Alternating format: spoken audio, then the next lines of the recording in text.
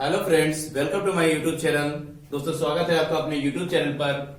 तो आज देखेंगे क्लास 10 में जो साइंस का सेट चल रहा था हमारा, सेट नंबर 1 2020 में, उसमें आज देखेंगे केमिस्ट्री का जो पार्ट है, खंड खा रसायन विज्ञान का। तो उसमें हम देखेंगे ऑब्जेक्टिव क्वेश्चन लिखे हुए हैं, तो इनके बारे में बताएंगे। उसके बाद में आगे क्वेश्चन दिए गए, उनके बारे में आपको बताएंगे। इस प्रकार से पूरा सेट आपको हम करवाएंगे। तो देखेंगे क्वेश्चन नंबर 5 दिया गया है। 4 तक फिजिक्स में हमारे क्वेश्चन हो चुके हैं। अब क्वेश्चन नंबर आता है 5। तो 5 का आपका बोर्ड पर लिखा हुआ है, खा लिखा हुआ है और गा भी। 3 क्वेश्चन केमिस्ट्री में आते हैं हमारे ऑब्जेक्टिव क्वेश्चन, वो दिए गए हैं। तो देखेंगे फर्स्ट क्वेश्चन लिखा है एथिल एल्कोहल का आईपीएसी नाम बताइए, यानी आईपीएक नाम पूछ रहा है। तो फर्स्ट नंबर ऑप्शन इसका दिया गया है मेथेनल, सेकेंड नंबर दिया गया एथेनल, और इसके बाद में थर्ड नंबर दिया गया एथेनॉल और प्रोपेनॉल। तो हमने इसके आगे इसके फार्मूले भी लिख दिए, यानी सूत्र जो उसके होते हैं। तो ये लिखा है HCHO HC। अब पहले ध्यान दें, कह रहा है एथिल एल्कोहल का आईपीएसी नाम। तो एथिल एल्कोहल में क्या होता है, जिसके अंत में OH समूह जुड़ा हो, जिसके अंत में OH समूह जुड़ा हो। जब OH समूह लग जाता है तो वो आल बन जाता है। क्या बन जाता है?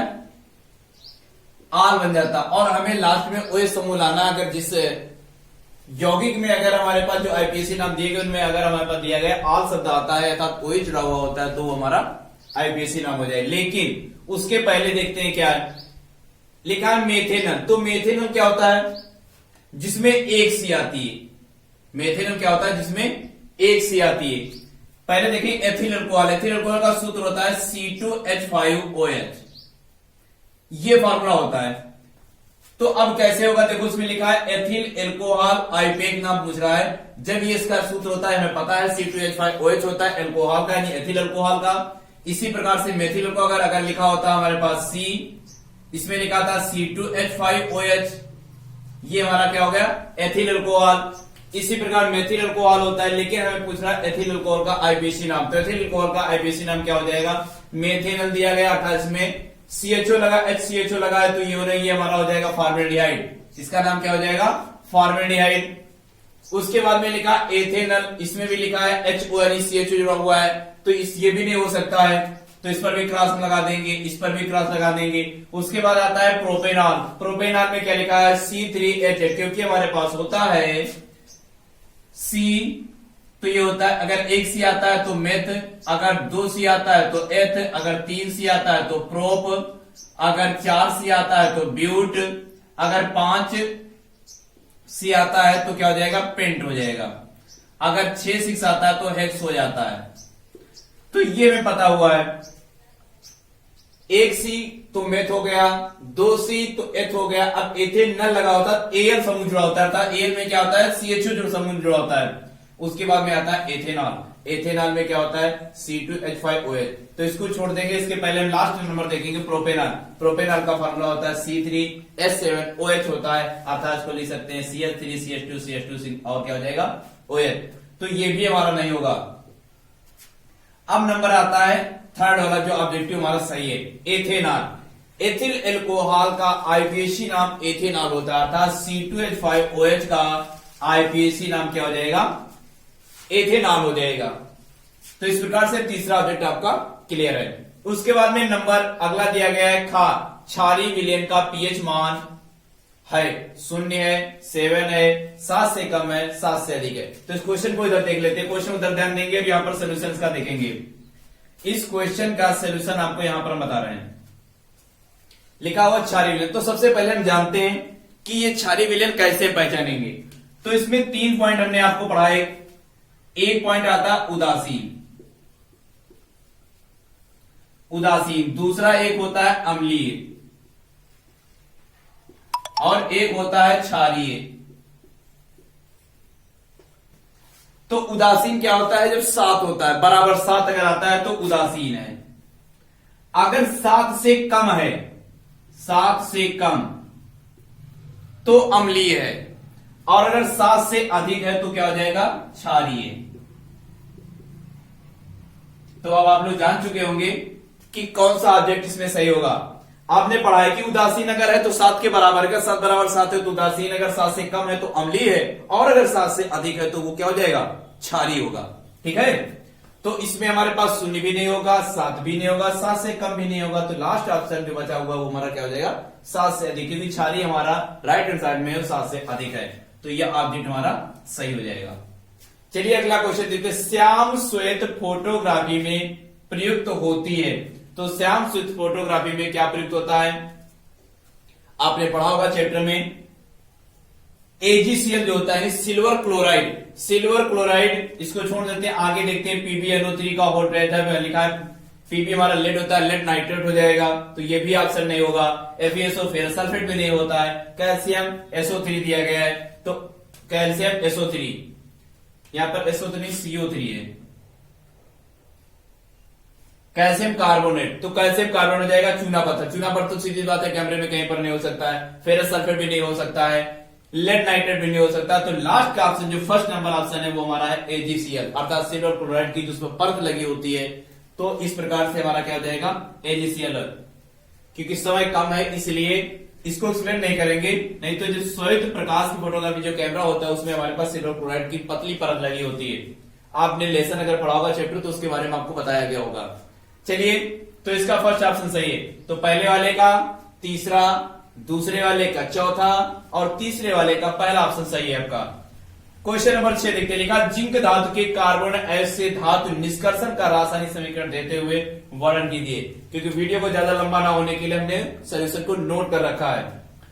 तो देखिए जिंक धातु है, तो जिंक धातु हमारी क्या होती है Zn, जिंक धातु के कार्बन क्या होता है CO3, तो हो जाएगा ZnCO3। अब कह रहा ऐसे धातु निष्कर्षण का रासायनिक समीकरण देते हुए वर्णन करना है, तो अब इसका हम क्या करेंगे, निस्तापन करेंगे, और जब निस्तापन करेंगे तो ये जिंक का ऑक्साइड में टूटेगा और कार्बन डाइऑक्साइड में टूट जाएगा। बहुत ही सरल है, कोई कठिन नहीं है, आप बस ध्यान दें कि लिखा है जिंक धातु को या जिंक धातु को कार्बोनेट के धातु के निष्कर्षण का रासायनिक देते हुए वर्णन करना है, तो सीधी सी बात है जिंक धातु है तो जिंक हमारी धातु क्या हो जाएगी Zn हो जाएगी, और कार्बोनेट के साथ में कह रहा तो CO3 के साथ में कह रहा है ZnCO3 हो जाएगा। इसका Zn से जिंक कार्बन का निस्तापन करेंगे तो आ जाएगा Zn, अर्थात जिंक ऑक्साइड हो जाएगा प्लस कार्बन डाइऑक्साइड गैस निकल जाएगी। Zn यहां से लेंगे, Zn ये हो गया, OCO3 लिखा हुआ, O दे दें तो यहां पर O कितने बचे 2 और C लिखा है CO2, तो जाएगा कार्बन डाइऑक्साइड।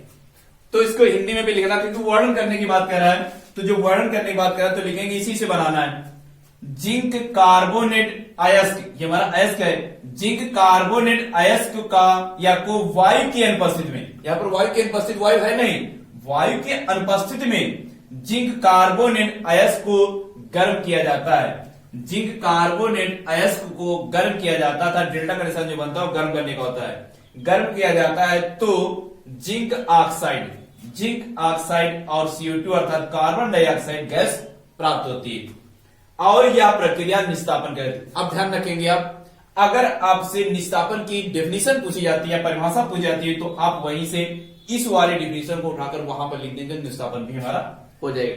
थोड़ा और इसके आगे, अब ZnO प्राप्त हुआ है तो ZnO को यानी गालक कार्बन के साथ में गर्म करेंगे तो क्या बनेगा, लिखा है ZnO plus C equal to हो जाएगा Zn प्लस CO।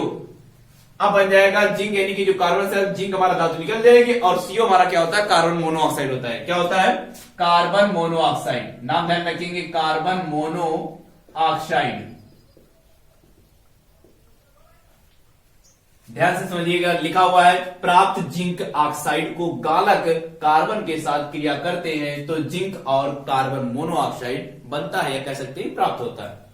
ठीक है, क्लियर है। अब एक क्वेश्चन दिया गया है 6 का खा, 6 का खा क्वेश्चन देखेंगे, बहुत ही अच्छा क्वेश्चन है। आप देखेंगे क्वेश्चन नंबर खा, ये आपका गा लिखा हुआ है, तो उसके पहले क्वेश्चन नंबर खा देख लेते हैं। लिखा है प्लास्टर ऑफ पेरिस में विरंजक चूर्ण के बनाने की एक एक रासायनिक समीकरण देते हुए वर्णन कीजिए। तो हम पहले इस वाले क्वेश्चन को सॉल्व कर लेते हैं, खा नंबर, तो उसके बाद में का नंबर सॉल्व करेंगे।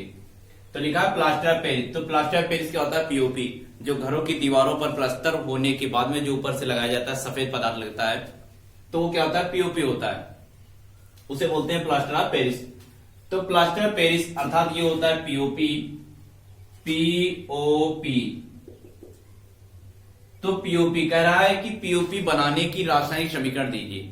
अगला है विरंजक चूर्ण बनाने का रासायनिक, तो प्रयोगशाला विद मान लीजिए लिखना हमें, तो प्रयोगशाला विद प्लास्टर ऑफ पेरिस क्या लें, तो प्लास्टर ऑफ पेरिस बनाने के लिए प्लास्टर ऑफ पेरिस का सूत्र पता होना चाहिए।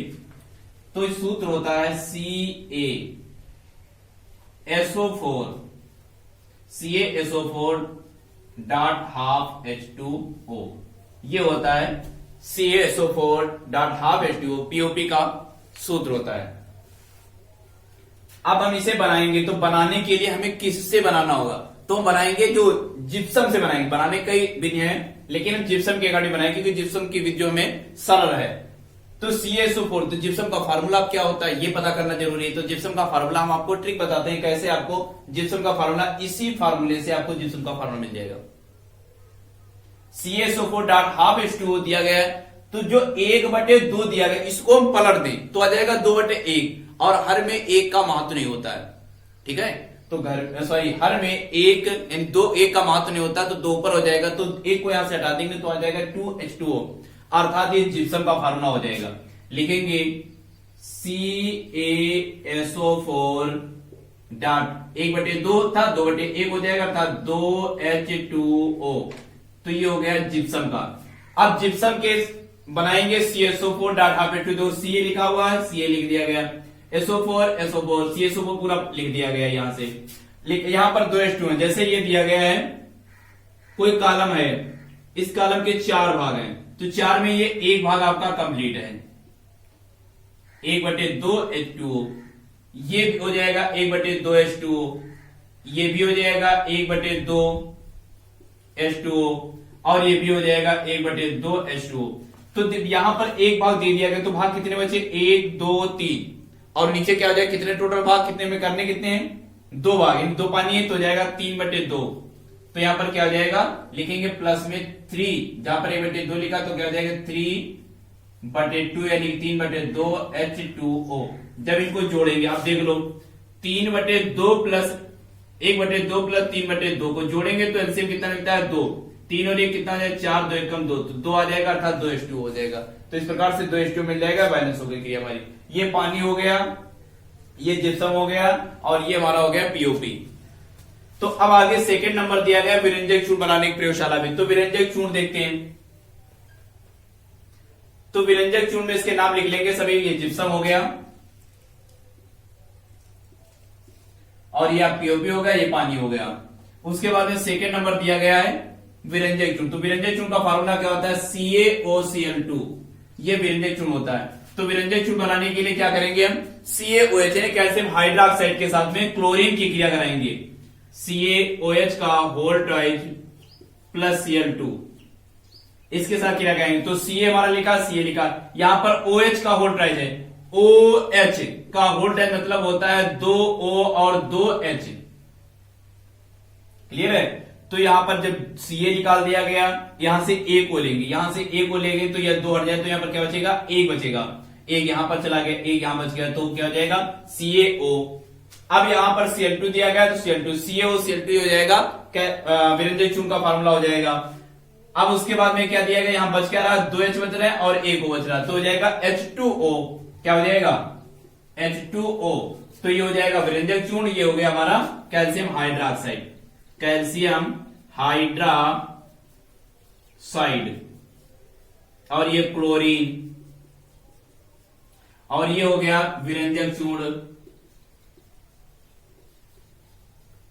और ये सभी को पता है H2O पानी होता है। ठीक है, अब आते हैं क्वेश्चन नंबर 6 का गा।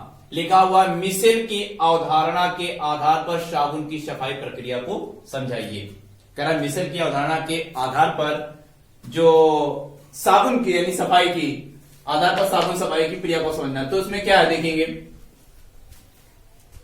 लिखा है साबुन के अणु श्रृंखला वाले कार्बोक्सिलिक अम्लों के सोडियम एवं पोटेशियम लवण होते हैं। तो यहां पर हमने सोडियम को लेकर के आपको बता रहे हैं, सोडियम के लवण लिए गए हैं, साबुन के अणु हो गए, श्रृंखला वाले कार्बोक्सिलिक अम्लों के सोडियम एवं पोटेशियम लवण होते हैं जल में घोलने पर।